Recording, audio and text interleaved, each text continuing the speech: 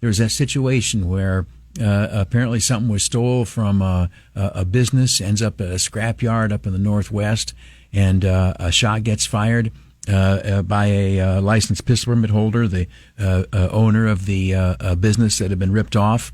Well, that owner is Steve Bonelli, and he joins us now. Sir, good morning, and welcome to the broadcast. How you doing, Bob? Yeah, good, buddy, good. What happened? How did this all start? We went over to some work Sunday morning, probably around 9:30. And I noticed that the gate was open, and we checked on it, and the lock was cut. Actually, the chain was cut, but went in the back and looked, and one of my trailers was missing. So I went inside and started watching the video. My fiance called 911 to report the theft. And, normally when they rob me, it's usually at night, but this guy actually robbed me just an hour before we showed up, so I just missed him. And he backed his truck up to a scrap trailer that I had, and he spent a half an hour offloading 80 or 100 brake rotors into the back of the truck. He tried to pick the trailer up. He was going to steal that trailer. He couldn't pick it up. It was too heavy. So I got a plate number off his truck, and I said to myself, this guy's going to scrap this stuff 2 streets over at the scrap place. So I called my buddy who works there, and I said, keep a lookout for this truck, and he's bringing a bunch of rotors. And he says, wait a minute. And he went outside, and sure enough, he verified the plate, and he said, that truck's right here right now. I said, well, stay there, keep the guy there if you can. I'm on my way. I'm calling the cops. So we went over. It's only 2 minutes away, and sure enough, the truck was there. So I pulled in front of the truck so we couldn't get out because that area, it's kind of like a horseshoe, and the building in the bottom of the horseshoe is kind of like the area where people bring their precious metals, and they have scales inside that building, so they back their trucks up. So the truck was pointed towards the opening of that horseshoe, so he could drive out, and I parked in front of him to prevent him from, leaving. He wasn't in the truck at the time. I told my fiance, get out and record the truck, get the VIN number and stuff, because that plate is probably not on. I mean, the truck was brand new almost. I think it was a 2022, but it was destroyed. It was all smashed up. The rear window was missing. I said, the truck's probably stolen, so get the VIN number. So I walked over to the building and peeked inside where the scales are, and I didn't see the guy. I had a really good description because my cameras are really good. Obviously, I was able to pull the plate number off it. And I didn't see him inside, so I immediately called 911, and I told him, I said, the guy that robbed me is here at this location. I gave him the address.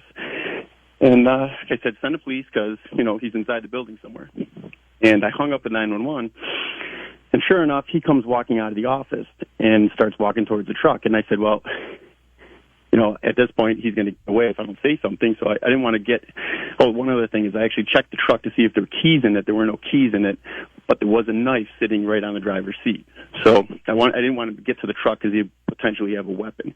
Now, I didn't go there to confront this guy. I went there to prevent him from leaving before the police showed up and hope that I would be able to, identify him to the police when they showed up. Well, he got to the truck because I told him, I said, you're not leaving. He's like, well, who are you? Blah, blah, blah. I said, well, there were a lot of people around. So I kind of used that to my advantage. I raised my voice so that people would understand, what was happening and, in case something did happen. And I said, you stole a bunch of stuff from me and cops are on their way. So he kind of meandered around for a minute, and he was begging me not to, don't call the police and this and that. And I said, they're already on the way. And he made the decision to go around me and get in the truck. So he got in the truck. I was standing outside the truck along the driver's door. And he started it up, and he backed up, and I was yelling at the same, I was yelling, don't leave, you're not leaving. Everybody now was watching. And, that was good for me because, at least there's witnesses to what's happening. Well, he backed up about 8 or 10 feet and stopped, and then he raised up. I was expecting it was going to be the knife, and it wasn't a knife, it was a gun. So he pointed the gun at me. I yelled, gun, and kind of moved to the side really quick because I was expecting to get shot. I drew my weapon and immediately brought my gun up, and in all honesty, I there was no thought process involved. My brain just said, kill the guy. That was it, I was expecting to pull that trigger and shoot a person, and that was it. And, I had my gun trained on him. I was pulling the trigger, and as soon as he saw me drawing my gun, he threw his gun at the ground at my feet. And I got to tell you, if I see that guy and I talk to him again, I'm going to tell him he doesn't know how close he was to getting shot, because my finger was half through the trigger pull, and I was trained on him. And when he threw that gun at the ground, and as it turns out, the reason he threw that gun at the ground is because it was a pellet gun, and that's he realized he was about to get killed. Well, anyway, he threw the gun at the ground, and at that point, my brain started slowing down, and I was able to, not pull the trigger, and kept him at gunpoint, and I was yelling at him. I said, "Listen, I don't want to hurt you. He kept screaming, 'Kill me, just kill me, kill me.' I said, just get out of the truck and shut it off." I just kept screaming, and he didn't do that. He put it in drive and started pulling forward. And then my tunnel vision kind of spread out a little, and I looked over, and my fiance was in the corner directly in front of him, and she was stuck between the corner of the building and a big roll-down dumpster. So she had nowhere to go, and the truck was pointing directly at her, and he turned the wheel and started going towards her as he was pulling forward. So I brought my gun up, and I was going to shoot. I was going to shoot to the back of his head, because that's the only shot that I had at that point.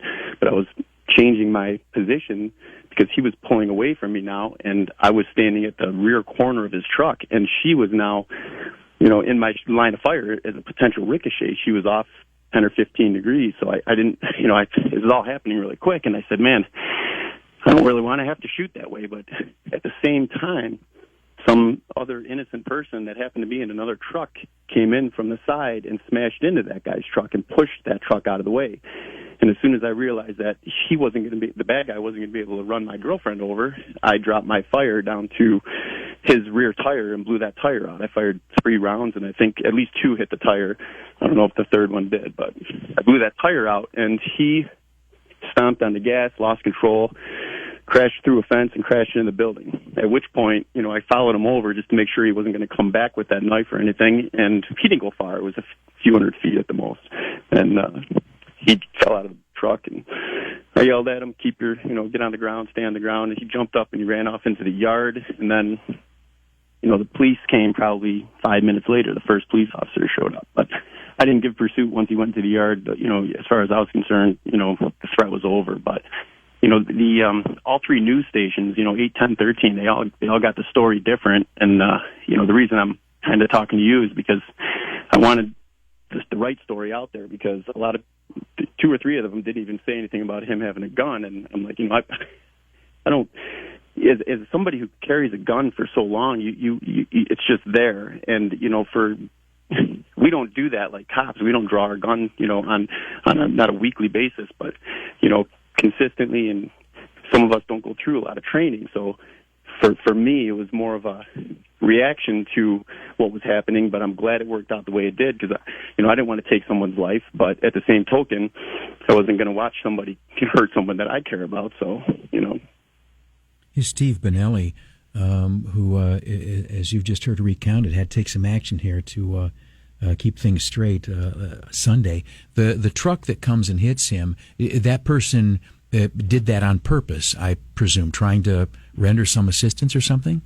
He did, and we actually located him and said thank you after the fact. So he was a very nice guy.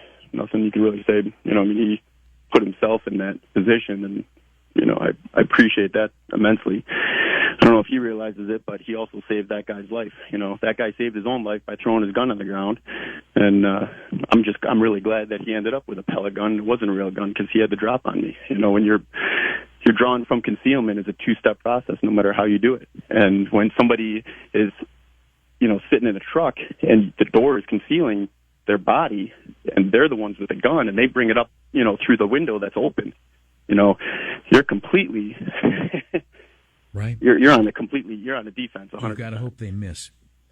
Yeah, that's it. What when the police arrived, and you told them what occurred and such like that, what'd they say? What'd they do? They, disarmed me just to be sure, and they immediately, set up a perimeter, and they found the guy. Probably took about 15, 20 minutes. I think they located him, a couple blocks away, from the yard where he was, where he was last seen running into. where you ultimately, was there ever any question of like, hold it, you might be a bad guy? Did you ever feel like you were in legal jeopardy or anything with the? Not at all. And the reason I say that is because there's at the scrapyard they have cameras. The people that work at that yard, they know me because we're there a lot scrapping stuff. So they had already talked to the first police officers that showed up, and they told them, he's the good guy. The other guy pulled the gun on him. So it's tough when we're a civilian, we're wearing civilian clothing, and I thought about all that, and as I was, in that position where I'm holding a gun on somebody, and it's one of the reasons why I got really, really loud and brought a lot of people's attention to what was going on, because I wanted people to know that this guy was a bad guy, and you pray to God that the cops don't show up and see you holding a gun on somebody and end up shooting you. Yeah, exactly, right. Exactly. Did they give you your gun back? No, they actually they gave my permit back, and they said, you're good to go. You can carry if you have another gun. I said, well, I'm American. I probably have 40 other guns I can carry. But, yeah, they said that anytime I guess a gun is involved in any kind of a shooting, I guess there's a panel that has to look it all over and determine that it was justified. And then they'll give it back after that. But as the thing calm down, as a day or two passes, the adrenaline's over, you think about what could have happened or whatever else like that. What's that experience been like? I mean, I still, like right now, I'm just jittery just thinking about it and, reliving that portion of it. You don't think, when you're in an accident, a car accident or anything, all that slows way down because your adrenaline is pumping. Mm-hmm. So when I relive what happened, it happens in my brain. It happens in really slow motion. But when I watch that video, you just don't realize how quickly, how quickly your life could be snatched away. I mean, having someone point a gun at you is not something I ever want to go through again. And if that were a real gun, I may not be here right now. There's no doubt that he had the drop on me. So. You had some property where these were old brake drums. You were going to sell them for scrap yourself at some point. That's part of your business, That's correct. I own a small car dealership, yeah. And he had cut the lot on the lock on the lot, and he had gone to the back lot and stolen the scrap off the trailer that we had, and then. He couldn't move that trailer because there was still more scrap on it, so we ended up stealing another trailer that was an empty trailer, and I ended up receiving, the police found that trailer. He had already repainted half the trailer. In the hour before, when he left my shop, before he went to go scrap, he had already dropped the trailer off at a location and already repainted half of it. Do you know what became of him? Was he appearance ticketed out, or what's his status? Do you know? He was, I had to go identify him at the hospital. He ended up, I think, with 4 felonies and 3 misdemeanors. So I think he's getting arraigned this morning, or he got arraigned this morning. Huh. And this is, forgive me, this is just the gun nut question. What were you carrying, sir? I was carrying a Smith & Wesson Shield 40. Okay. Yeah. That's a great firearm, and you like the 40 caliber. Yeah, it's a single, instead of a double, as far as your magazine goes, it's not as thick, it's a single magazine, so it's a little thinner, easier to conceal, and it's got a bigger grip. I have big hands, so it's more, controllable than a smaller, like a 380. Yeah. And this is a rhetorical question, but why do you carry? I got to be honest, when I was young, and I got my permit and I was 21, it was like, I get to carry a gun. And in about a year and a half, 2 years after carrying this heavy thing around, dragging my shorts down, it got to the point where this thing's more of a cumbersome object than it was, cool to carry a gun. But as you get older, you realize the value of life, and, you carry it because something like this could happen, and it's happening a lot more. And I don't want to be on the receiving end. I want to live, Steve Benelli, who again had to fire a firearm Sunday, involved in a situation where someone had been stealing stuff from his business, took it to a scrapyard. Anything else on this we should know, or that you want people to understand, sir? If I'm not by far. I'm not any kind of an expert. I've never been trained. We shoot a lot. I hunt. I'm very familiar with guns. And if anybody carries concealed, go to the range. Go out to go to some woods. Shoot. Get really comfortable with your gun, because the only thing that potentially would have saved my life if that were a real gun was how quickly I was able to draw from concealment and get my gun on target. And the only reason that happened was because I was very familiar with that pistol. So I got to say, if anybody's a concealed carry person and they're not training, they don't have to train, but get really, really, quick at drawing from concealment, getting that safety off if you have a safety, and getting it on target. Yeah, 100%. God bless you. Steve Benelli, I appreciate you talking to us. I'm glad it worked out the way it did. I'm glad you were there. And listen, we can believe in fantasies. Maybe this guy will realize he's pushed his luck far enough, and maybe he'll turn himself around. Who knows? I hope so. Yeah, amen. God bless you, sir. Our best regards to your girlfriend and everyone. Thank you. Thank you. Again, Steve Benelli. He was that fellow, the businessman who fired his gun on Sunday, a legally licensed handgun. We'll take a break. Be back in a moment.